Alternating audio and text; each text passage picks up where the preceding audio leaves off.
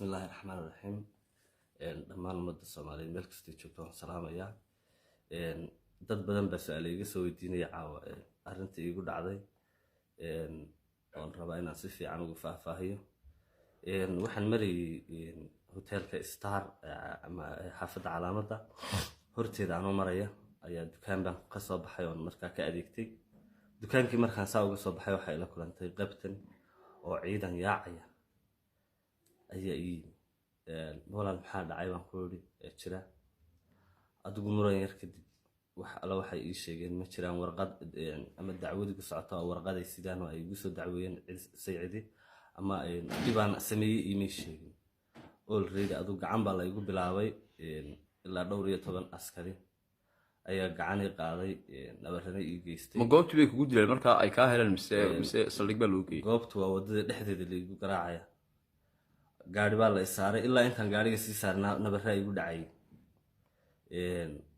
maxay ahaydey sidaasay u dhacday. saldhigii baa la geeyay wax dambi oo la igu haysta la iima sheegin, warqad la iga soo gudbiyay lama sheegin.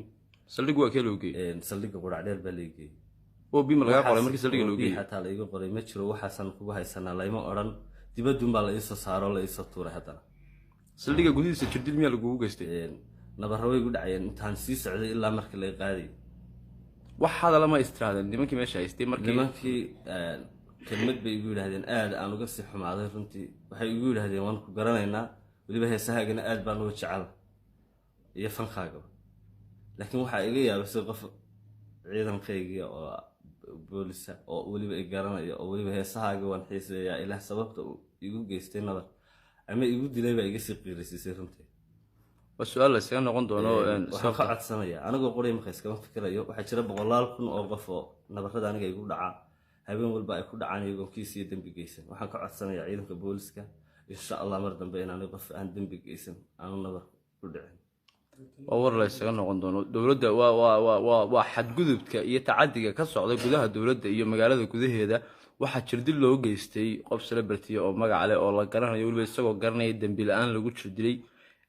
waad u jeedaan ninkan nabarrada ku yaala wajigiisa jirkiisa inta kale nabarrada ku yaala ka badan dhowr iyo 10 askari saldhiga qurac dheer ka tirsan ee magaalada Hargeysa. muuqaalkaygaas cidi kasta oo soo gaara waa in ay share garaysaa, waa in la faafiyaa muuqaalka, waa in jawaab degdegana sida ugu dhaqsaha badan laga soo dhiibaa.